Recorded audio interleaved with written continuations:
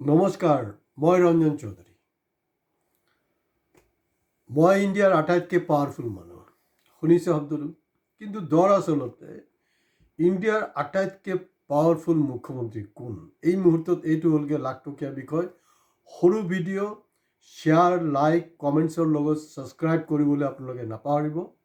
শেষলৈকে শুনক।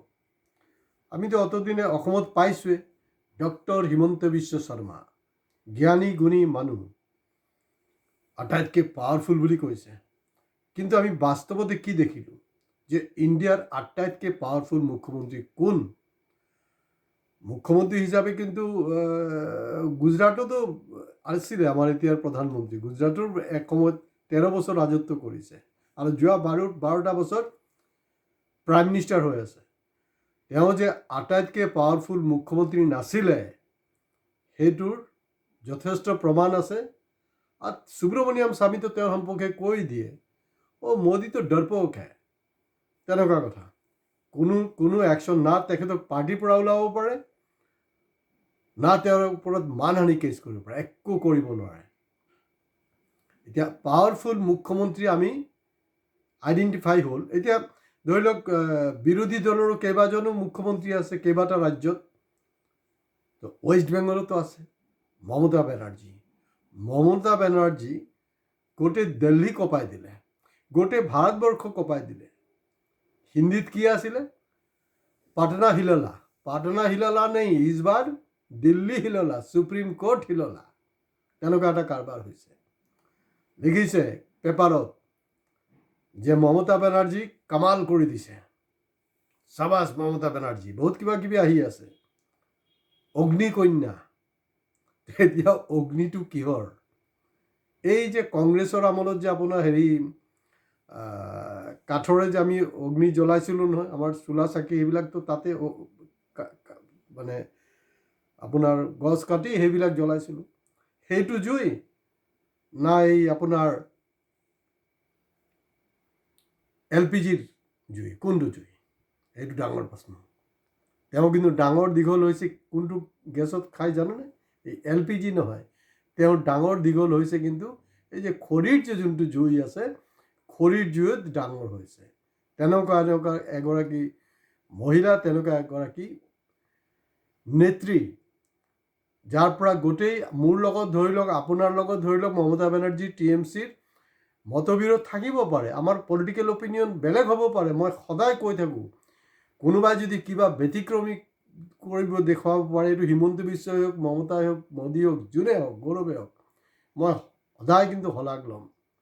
মই কোনো পেটেণ্ট ৰাইট লোৱা নাই যে মই সদায় ক্ৰিটিচিজম কৰিম। অলৰেডি ছ'চিয়েল মিডিয়াত আছে, অসমত নিউজ পেপাৰবিলাকতো আছে যে তেওঁ পাৰ্লামেণ্টত কি কৰিলে। SIR লৈ দিল্লী মানে বিহাৰত যি ধৰণে ফাইট কৰিব লাগিছিলে তাত কিন্তু ফাইট হোৱা নাই। তাত বিৰোধীৰ মূল নেতা কোন আছিলে? তাৰ নাম আছিলে তেজস্বী যাদৱ। তেজস্বী, তেজ, কিন্তু তাৰ তেজ ফেজ উৰি গ'ল, হাৰিও গ'ল। সি SIR লৈ ওলাইছিলে কিন্তু একোডাল কৰিব নোৱাৰিলে। মমতা বেনাৰ্জী কিন্তু তেজস্বী নহয়, তাই মমতা।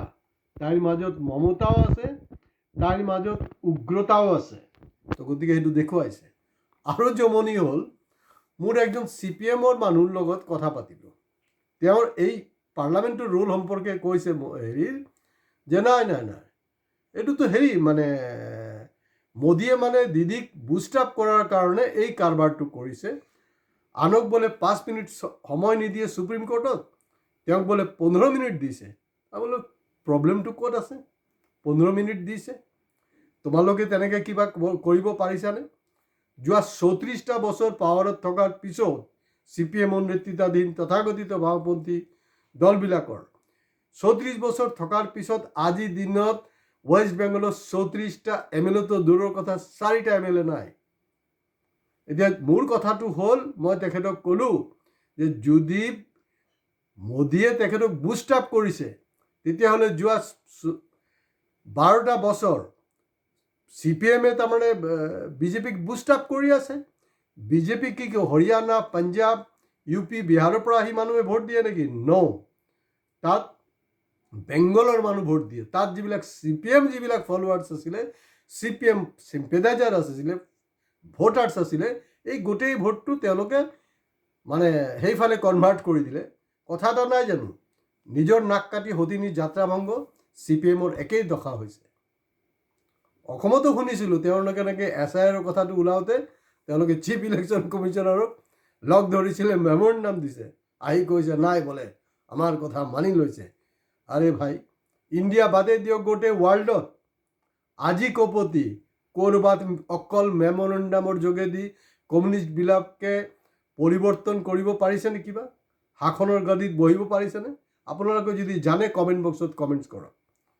তো গতিকে যাৰ যোনটো ভাল, এতিয়া মই আপোনালোকক আৰু এটা মই ৰেফাৰেঞ্চ দি থওঁ, আপোনালোকে নিশ্চয় মহান মানে CPIৰ সভানেত্ৰী, বেষ্ট পাৰ্লামেণ্টেৰিয়ান গীতা মুখাৰ্জী, যিজনে প্ৰথমতে এই মহিলা বিল সংৰক্ষণ বিলখনৰ কথাটো তেখেত পাৰ্লামেণ্টত মজিয়াত উঠাইছিলে।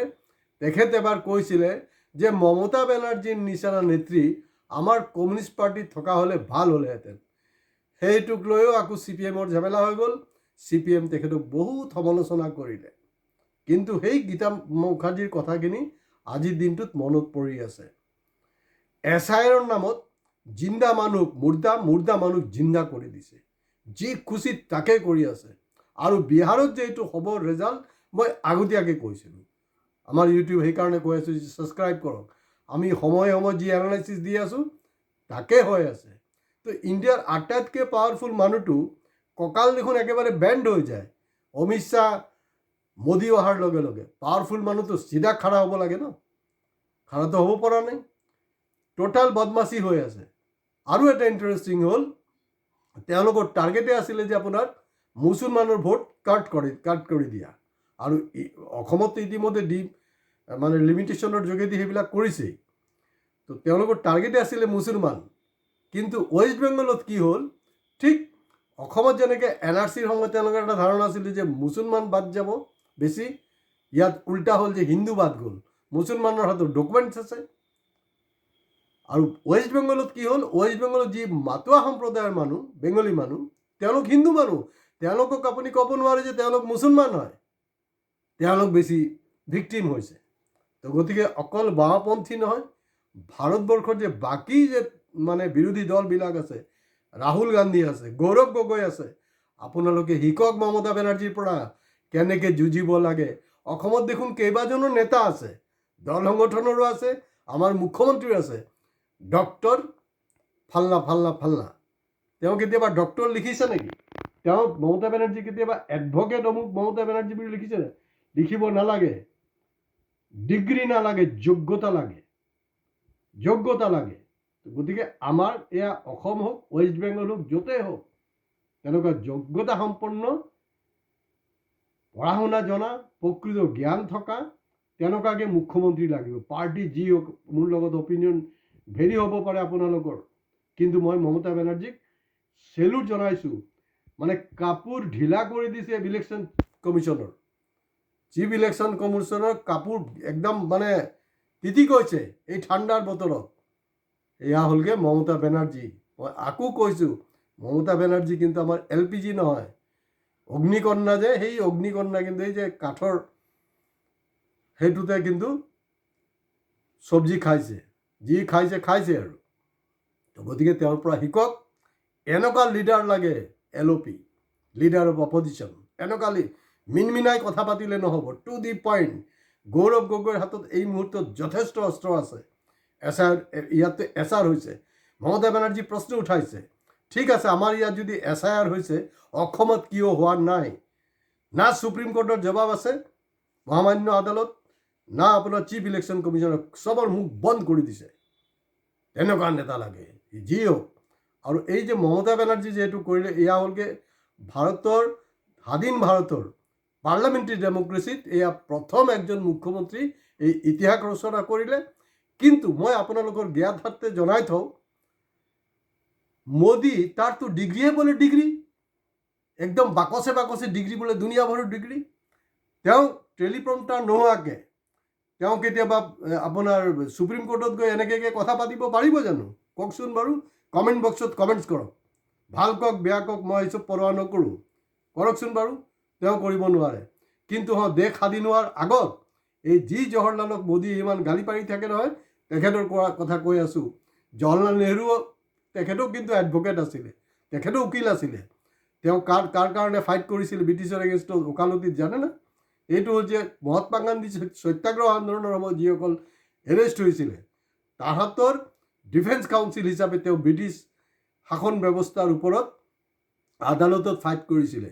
আৰু নেহৰুৰ লগত যে আপোনাৰ হেৰিত বিবাদটো দেখায় নেতাজী সুভাষৰ, এইখিনিত মই আৰু এটা বস্তু কৈ থ'ব বিচাৰিছোঁ। মানে আপোনাৰ আজাদ হিন্দ ফৌজ, নেতাজীৰ যোনটো সেনাবাহিনী আছিলে, তাৰ ওপৰতো যেতিয়া কেছ জাপি দিয়া হৈছিলে, ব্ৰিটিছ চৰকাৰ দিছিলে, তেতিয়াও কিন্তু তেওঁলোকৰ হৈ জৱাহৰলাল নেহৰুৱে যুঁজিছিলে। তো চেলুট টু মমতা বেনাৰ্জী। নমস্কাৰ।